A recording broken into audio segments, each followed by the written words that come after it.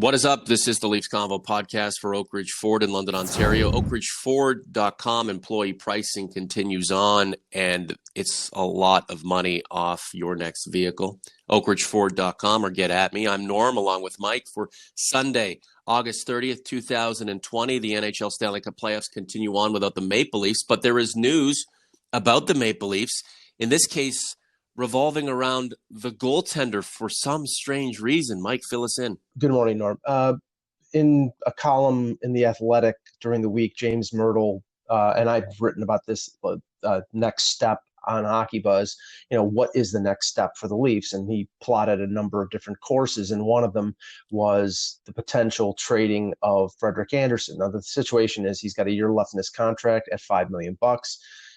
He's then an unrestricted free agent. The question is whether the Leafs want to extend him, how much it's going to cost for them to extend him, and do they think that they can upgrade in goal, or are they happy with Andersen's performance? Now, Elliot Friedman said last night that, the Leafs are looking at all the aspects of this. Obviously, if they're going to move Andersen, they have an idea of what they would want in terms of one of these goaltenders in free agency, like Robin Lehner or Jakob Markstrom or Braden Holtby or Corey Crawford. There's a number of goalies out there, and there's a number of other situations with expansion coming up next June that teams have two goaltenders. So, just like the Pittsburgh Penguins with Matt Murray and Tristan Jarry, they probably have to choose one and trade the other.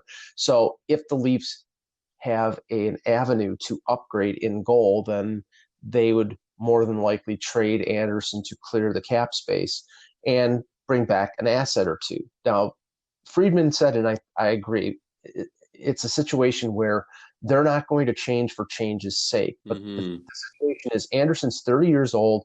He's 1 year away from UFA. And based on the years that he's had in Toronto, the consistency and how well he's played, he's probably going to be looking for more than $5 million a year on a long-term deal. I don't know whether the Leafs want to pay that or can pay that. So that's why I think the rumors are out there. This is the Leafs Convo podcast. Norm along with Mike. Hit the subscribe button if you are partaking in this podcast event on YouTube. Subscribe on whichever platform you're listening to us. Thank you very much for all of your support. I guess this is the reality for the Maple Leafs. Staring in the face, I guess this is the reality for the Maple Leafs.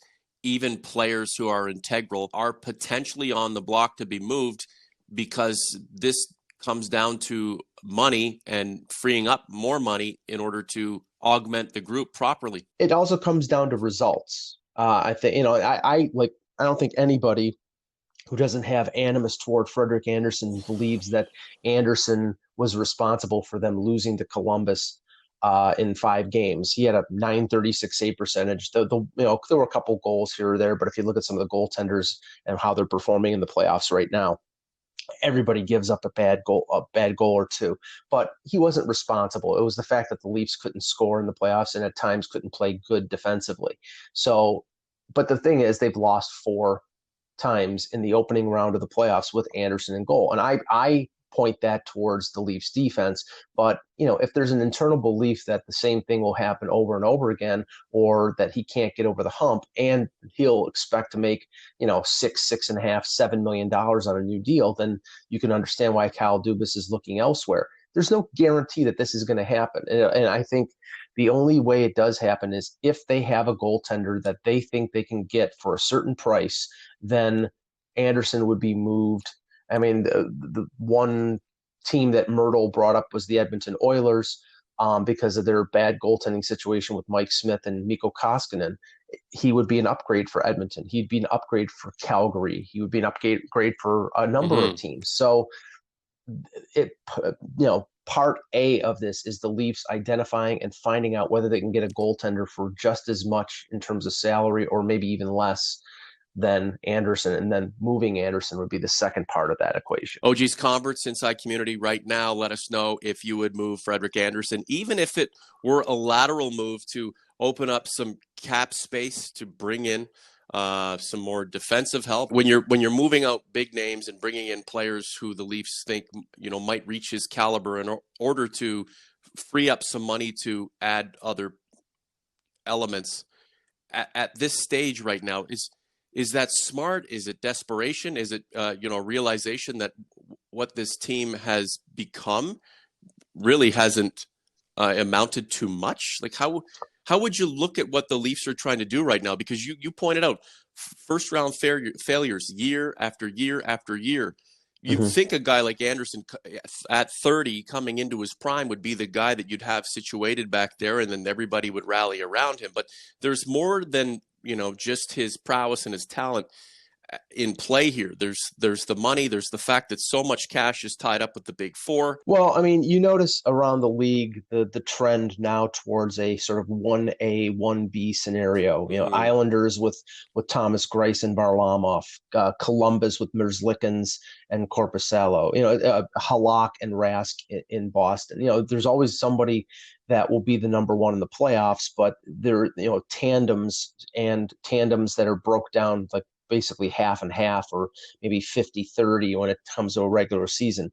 It seems to be the way. And I think the Leafs right now, are going to go that direction with Jack Campbell. They have confidence in Jack Campbell, and there's no reason that, he didn't inspire confidence when he was acquired from Los Angeles. He played pretty well, and I think he's capable of playing more than just a normal backup. Now that means that paying for a goaltender who's going to play 65 games,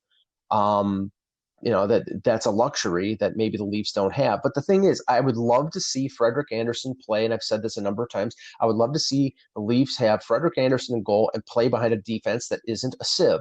And their defense over 4 years has been a sieve. He's had to be superhuman for them to win at certain times. And when he is, they win. And when he's average, they lose. And to me, that's not on Frederik Andersen. That's on the Leafs defense. But it's cheaper, to maybe – or maybe to reallocate the money that they need to. They have to apply more towards the defense and improve the quality of the defense, and maybe spend less on goaltending. So, I mean, that's the calculation that Kyle Dubas has to make. And, this could also all be a mechanism to get Andersen to take a lesser salary on a new deal, because he is, once the Stanley Cup playoffs ends, then he's eligible to sign an extension. And if they want to get him on a little less of a deal, floating out trade rumors, if he wants to stay in Toronto, is a good way of saying, okay, you're going to have to take a little less than what you expect to re-sign here. Philosophically, Mike, does this team have a solid grasp on what it wants to do? And is it staying focused on fulfilling this philosophy and seeing it through to a successful end? That's yet to be determined. I give Kyle Dubas a lot of credit. I understand that there are critics out there. I understand there are critics of some of the moves that he has made, and I'm going to start writing about those moves over the last couple of years in my column on Hockey Buzz in between now and the draft, because I think just going back a year or two and looking at some of the trades and some of the signings is a good thing. But yeah, I mean, right now, I think there's definitely going to be a change in philosophy based on the lack of success. I still believe there's a possibility that they trade Nylander this offseason, but if they don't, then it could happen in the next year or two if they're not successful in being able to break through. And that might be with somebody other than Kyle Dubas, because if they lose in the first round the next couple of years, Kyle Dubas may be out of a job. But I think there has to be a change in philosophy based on the lack of success. Whether that just means a change in the philosophy of the coaching staff under Sheldon Keefe, whether he brings in veteran coaches, whether he brings in young coaches, we don't know. And the construct of the roster. I have a feeling you're probably going to see another one of their bottom six forwards who are making $3 million, like an Andreas Janssen or an Alex Kerfoot. They could be moved, and it could be a more workman-like third, fourth line, sort of like the Bruins have, or sort of like the St. Louis Blues have, that's cheaper and more effective. We don't know what direction they're going to go, but we'll see. There's going to be chatter on a daily basis about potential upgrades for the Leafs, players who may or may not be in the Leafs' sights for transaction. Colton Parayko came up. We'll consider the source. but a Colton Parayko type would be beneficial to this Maple Leafs team that certainly lacks in having a character like that with that kind of skill and that kind of ability to calm things down on the back end and also help move things forward. Yeah, I mean, Parayko is, for the Leafs, would be a top pairing defenseman. I think, either top pairing or top four. He's a right-hand shot, so that makes sense. And all this came from the comments of Doug Armstrong last week when he was talking about re-signing Alex Pietrangelo, who clearly wants to re-sign with the Blues, but obviously would only go into free agency if the Blues don't come up and offer him what he expects as one of the top 5 to 10 defensemen in the league. The Blues would have to clear salary to be able to sign Pietrangelo to a long-term extension. And Armstrong basically said, "Well, we'll cross the bridge of doing that once we determine whether Pietrangelo wants to come back. If he wants to come back and take a salary that is we can fit in, then we'll go and make those other moves. And the other moves could involve Parayko, who has 2 years left in his contract at $5.5 million per.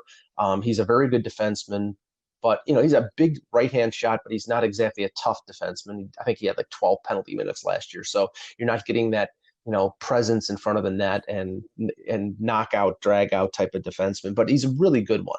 But the question is how much it would cost the Leafs, and with a market where right-hand defensemen are being traded at a premium, it's going to cost a lot. That's why I'm a little hesitant about the rumored cost and this speculation that was out there about I think it was Janssen and Liljegren and the first round pick that they just got from Pittsburgh.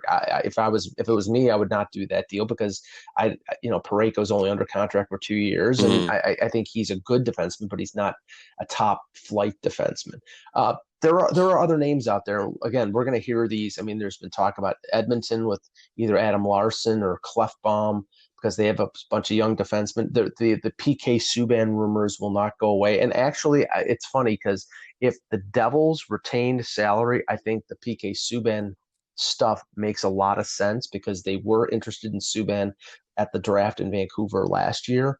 So I could buy that, and they probably could get him at a much less price than what supposedly they would have to offer for Parayko. But there are a lot more question marks about PK Subban after a bad year with the Devil. What's your take on what you're seeing with the remaining teams in the Stanley Cup playoffs? Well, it's funny. It's like ex-Leaf night yesterday.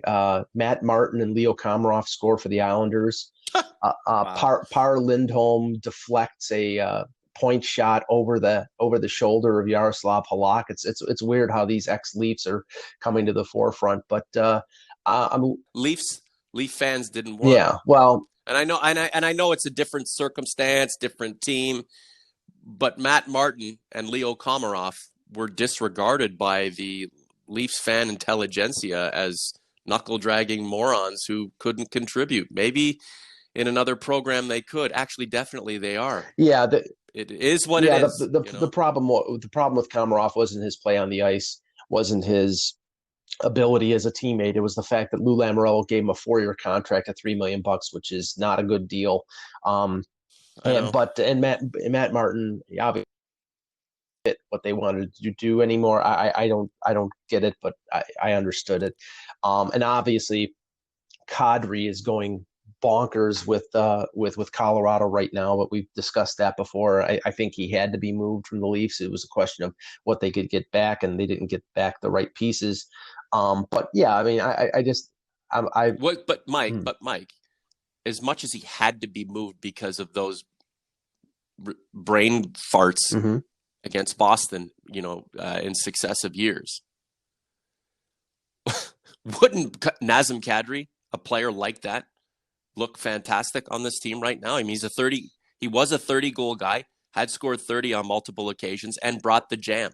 Yeah. I mean, he was perfect for the Maple Leafs and still would be. It's just he had these moments, and it resulted in a move because of this whole idea that a change of scenery would be good for him, and Tyson Barrie coming back, and Alex Kerfoot and these guys would, be beneficial to the Maple Leafs. You can argue whether Kerfoot and Barrie have done what they needed to do to endear themselves to the fans, but more importantly, help the team. But the Leafs gave away a player they could use.